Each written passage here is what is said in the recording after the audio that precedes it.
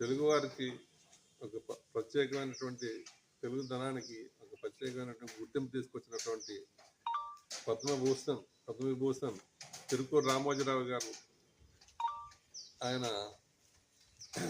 ప్రస్థానం విశాఖపట్నం నుంచి ప్రారంభమైంది.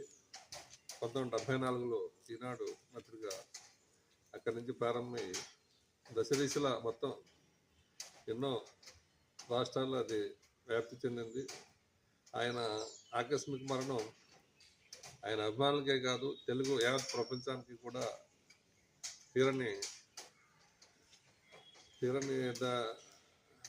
దుఃఖంలో ఉన్నారు.